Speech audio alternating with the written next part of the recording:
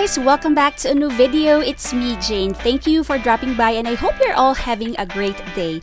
In this video, I'll be sharing with you all the fragrances I wore in April and May. I thought about making separate videos for April and May but found a lot of the same fragrances worn over and over during the last 60 days. It would be redundant to make two separate videos.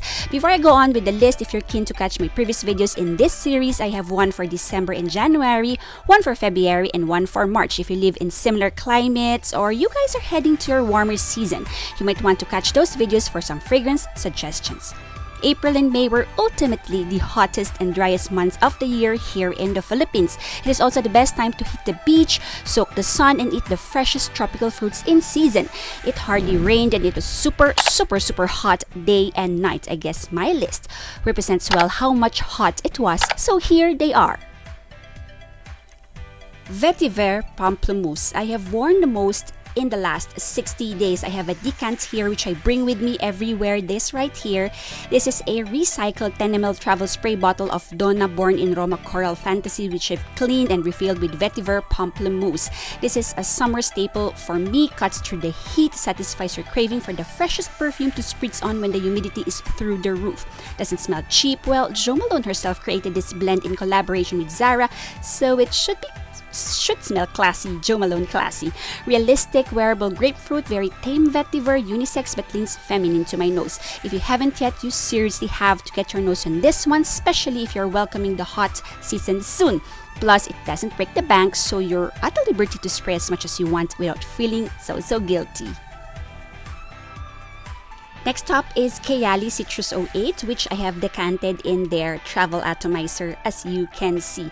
So Kayali Citrus 08 is the most feminine of them citrus fragrances I've tried so far. If you're not a big fan of the very citrus-centric, almost masculine type acidity, try Kayali Citrus 08. Yes, it says citrus right there, but this is probably milder on the citruses than any of the other ones I've tried, but does not take away from that cooling and refreshing feel of citrus goodness. Still my top favorite from the brand, Kayali Citrus 08. Next up is Tea Tonic. If you are one to enjoy Le Labo's Thé Noir 28 in the cold, you're most likely going to crave for its warm weather sister, this one, Tea Tonic. The mix of notes almost smell like a fig to me, fresh and juicy and green yet warm and comforting at the same time. Plus, this is really long lasting on me. I sprayed at around 12 noon. My husband can still really smell me at around 7 p.m. Some say this smells like Wolong Cha from Nishan or Nishane. They smell similar to me, but no, they are not the same to me. This has more of a warmth, comforting undertone, a little bit more spicy, less green grassy, but fresh nonetheless. I love them both. Catch my full review of this perfume, including a couple more others included in the Miller Harris sample set. Chanel Paris Deauville was my Easter Sunday perfume. Although a predominantly green citrus perfume, this retained that Chanel class and sophistication. You can wear this dressed up to church and to events during the warmest of days or casually, but retain that Chanel chicness. If you feel that Coco Mademoiselle is too much for you, especially for this weather, Paris Deauville might fill that void. I have not loved this when I first tried this out, but now I simply do. I finally bit the bullet and got me a full bottle of Cruz del Sur 2. This may be the first time you're seeing this full bottle in my channel, but it is because I got this a while back in December. Should have been part of my December haul video, but didn't quite make it in time. In fact, this just came in March, so I did not have the chance to feature this yet in the channel. I bought this bottle from Fragrance by Canada during their Christmas sale, shipped to here via ShippingCart, details in the description box below. So it took me a while because this is really expensive as it is, and any price off is most welcome. Also, I was in the hunt for a dupe but couldn't find one, so I decided to get it anyway. If you love yourself a good creamy mango perfume that's not full on gourmand, not juvenile smelling, it's still fun and classy, yes, it's possible, this you have to try. This is so good. I forked out cash to own a bottle. I have two MFKs and one of them is This one, Amyris Femme, is Coco Mademoiselle minus the Chanel touch. They do smell similar on skin and in the air that I've featured this for the very first time as a dupe of Coco Mademoiselle in a separate video. I have been consciously picking up fragrances that I own but have not been reaching for, and this one of the day was for Amyris Femme. What this says that Coco Mademoiselle doesn't is the amazing longevity. This is great for the office, great confidence booster, everything you like in Coco Mademoiselle minus the mossy, grassy, aldehydic undertone of Mademoiselle. I will always pick this one up when I need to extend that after shower feel. This perfume is perfect for that warm summer day when you just want to feel great about the heat. It smells ultimately good. Affordable, accessible, easy grab and go, a summer everyday staple for a lot of you guys. This oldie is definitely still a goodie. If you hate the bottle because admittedly it's not the most sleek and ergonomic to bring around, watch how I decanted an Omnia to a small spray bottle. This is Omnia Crystalline. Un Jardin sur la Toile. If you've seen my Hermes Gardens Perfumes ranking video, you'd know that this Hermes is my absolute favorite. Despite the fact that this is very polarizing, mind you, there is a compost note in here. Plus, this is green in a freshly cut grass kind of way, but on my skin, this smells amazing. I wore this to a speaking engagement I had in May, worked really well as a confidence booster for me. If you want to smell unique and a little fruity, sweet, fresh, and summery, try this one out. Definitely try on skin as this can be polarizing. Wulong Cha is a summer staple for me because no matter how much hot it becomes, no matter how much sweaty a day out in the sun can get, no matter the humidity, you'd smell absolutely good in this one, trust me. This is pricey but one that won't let you down as you'd only have to spray once before you leave the house and you're good to go for the rest of the day. This is citrusy green in the opening, becoming more tea-like and figgy fruity with a tiny hint of sweetness as this dries down. The brand came out with a 10th year edition Wulong Cha X, which I am dying to try as well. Salvatore Ferragamo's Oceanic di Seta.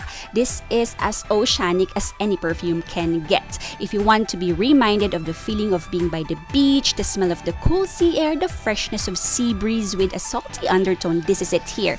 There's hardly any sweetness. This is so refreshing on a very hot day. When you need a break from all the vanillas you've been wearing or even the fruity florals you've been reaching for a lot, this is a welcome change. Great to own when you live in similar climate and for hot summer days for you guys in temperate countries.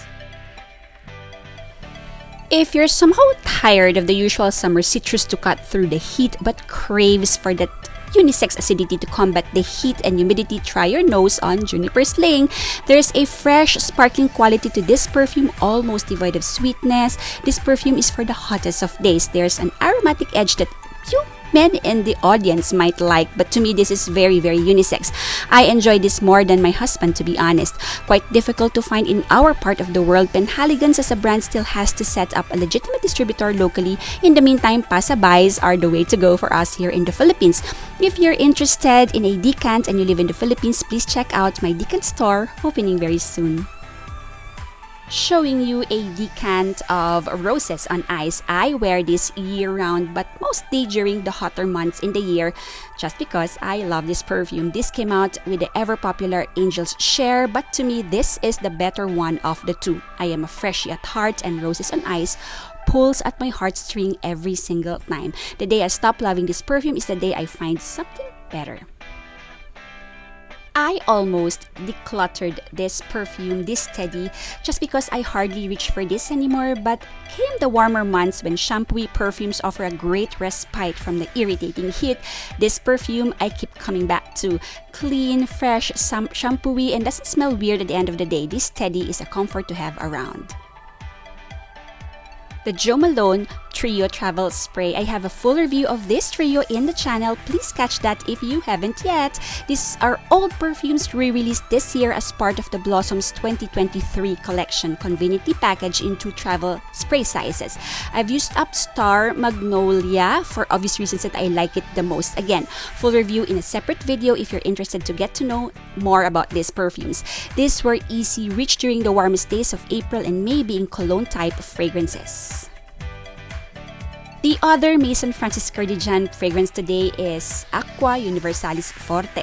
Back in 2021, Maison Francis Cardigan came out with Cologne Forte versions of their Aqua Trio. This here is the Forte version of Aqua Universalis, which is my favorite from among the 3 original Aquas by MFK.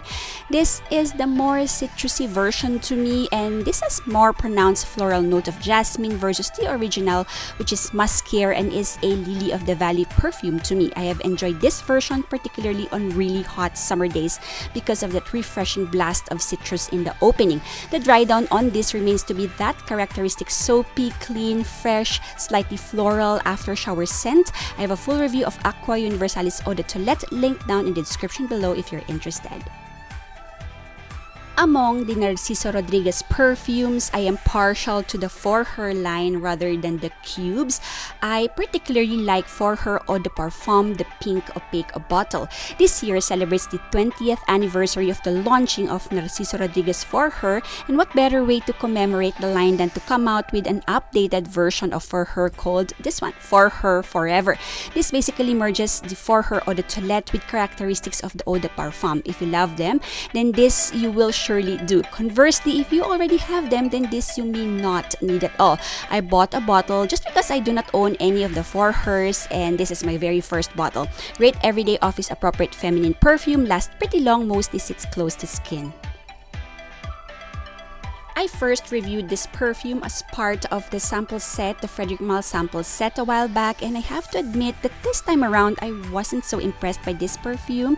So this basically is a realistic Lily of the Valley perfume with highlighted green notes because of some angelica notes added. On a really hot day, the seawater accord is highlighted a little too much on my skin, and it was not a scent I preferred much. If you're going to use this on a really hot day, just be aware of this, I guess. FYI, my holy grail Lily of the Valley perfume remains to be Dior Lucky. The last 2 items in the tray are body mists. First up is Sol de Janeiro's Cerosa 40 Body Mist. Out of all the Sol de Janeiro body mist, this remains to be my top favorite, although I've recently received the newest Trio limited edition release in pastel colored caps, and I must say I am truly loving them. Full review is coming out next. Back to Cerosa 40. This is a year-round perfume to me. Lovely vanilla, black umber, and plum. Perfect for even the hottest of days. Doesn't turn sour on skin, doesn't smell funky at the end of the day, unlike some body mists. Best of all, this is super affordable. Again, I wish this is readily available to us here in tropical Philippines. If you're interested to sample and you live in the Philippines, I am opening a decant store very soon. We'll have all the Sol de Janeiro body mists available for you. Yes, there is a body spray version of the beloved Lost Cherry, probably made for people like us who live in tropical climate who can't seem to make the original work all the time. Voila! A body mist. Plus, this is super affordable at less than half the price of the original. In terms of longevity, you would be surprised that this lasts a little bit longer than any average regular body mist, so I think this is totally worth it. I picked this one up from Sephora SG when I last visited. I've also seen Tom Ford body mist at Rustan's, although I haven't seen Lost Cherry, this one. If you're curious about the scent, it is the very same one, but definitely airier and wearable in tropical climate. So that is it for my rundown of all the fragrances I wore for the months of April and May. June favorites is coming up shortly. I have in-depth reviews of fragrances I have featured here today, so if you're interested to get to know them a little bit more, please make sure to check the links down in the description box below. Thank you again for joining me today. I hope you enjoyed this video, and if you did, please hit the thumbs up button below, subscribe to the channel if you haven't yet, and make sure to turn notification on so you never miss similar videos. Comment your favorite fragrances and scents for the hotter months and season. We'd all love to know. Please stay hydrated, and as always, please take care of you all, smell your absolute best, and see you in the next video. Bye!